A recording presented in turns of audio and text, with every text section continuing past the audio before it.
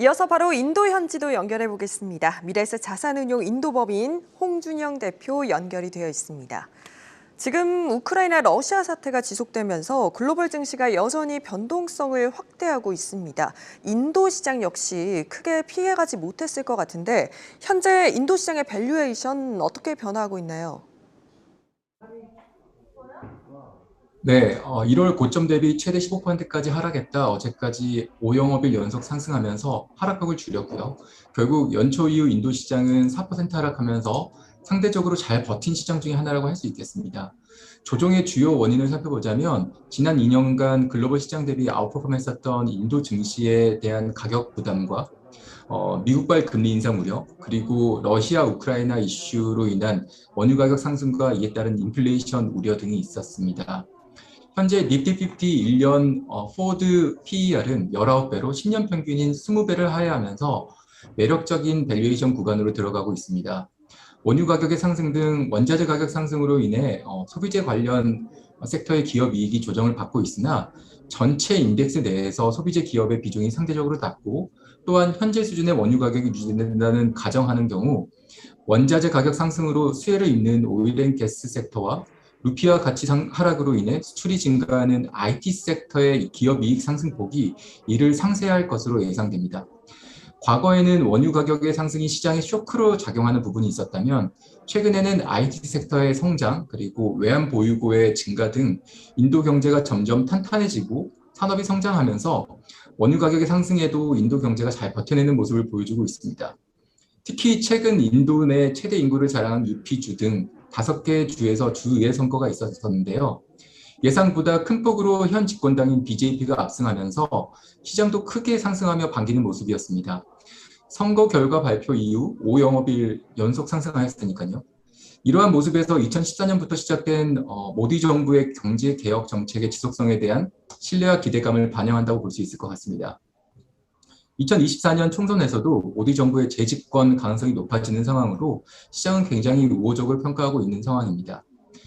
그리고 어제 발표된 2월 소비자 물가 지수도 6.07%로 시장의 기대에 부합하면서 중앙은행의 완화적인 기조, 즉 성장 중심의 정책 기조가 계속될 것이라는 예상되는 점도 시장에 긍정적으로 작용할 것으로 보입니다.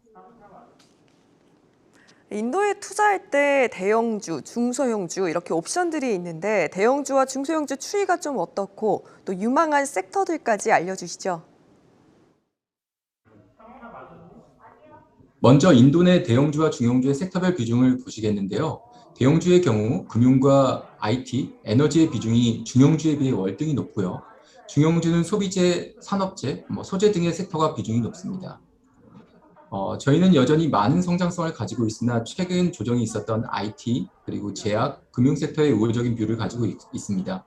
코비드 이후 IT 소프트웨어 및 서비스에 대한 수요가 급증한 데다가 최근 달러 가치가 올라가면서 가격 경쟁력까지 갖춘 IT 섹터의 기업 이익 성장률이 매우 긍정적으로 판단되고 있습니다. 팔마의 경우, 제약의 경우 ROE가 저점 수준에 도달하였으며 다시 상승하고 있는 스펠걸 관점에서 긍정적인 시각을 유지하고 있고요. 금융섹터는 금리 상승의 수혜 업종이며 최근 내수 경제가 성장하면서 대출 상승률이 저축 상승률보다 높아지고 있는 점, 그리고 최근 상업은행의 밸런스 개선인 금융섹터의 기업 이익 성장률을 견인하는 요인으로 작용하고 있다는 점에서 매력적입니다. 2014년 모디 정부 집권 이후 매크로 환경이 개선되면서 중소형주가 월등한 성과를 보였고요. 코로나 이후 경기 회복기에도 마찬가지로 중소형주가 나왔었습니다. 하지만 시장의 불안정성이 가중되는 시기, 즉 코비드 환경이라던가 최근의 변동성 장세에서는 일반적으로 대기업이 쇼크를 더 잘 견디는 모습을 보입니다. 또한 코비드 이후에 대기업을 중심으로 인수합병을 통해 시장이 재편되면서 대형주의 더 우호적인 환경이 조성되어 가고 있습니다. 이에 대해서 최근 외국인 투자자들의 매도 물량은 대부분 대형주로 치우쳐져서 대형주 주가가 더 조정을 받았고요. 이에 따라 밸류에이션 매력도 또한 높아졌다는 판단입니다. 앞서 인도 투자는 대형주 중심으로 하는 것이 현 상황에서는 더욱 나은 선택이다 이런 말씀을 해주셨는데 중형주 위주의 섹터도 있지 않았습니까?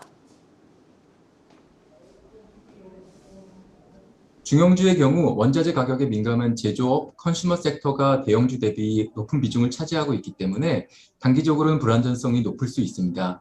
또한 금리 인상 가능성이 높아지는 만큼 자본 비용 증가가 중형주에 상대적으로 더 큰 영향을 미칠 수도 있을 것 같고요. 하지만 잘 고른 중형주의 경우 높은 성장성을 가지기 때문에 좋은 종목을 많이 담고 있는 중소형주 펀드에 적립식으로 분산 투자하는 것이 유명해 보입니다. 이상 미래에셋 자산운용 인도법인의 홍준영이었습니다. 감사합니다.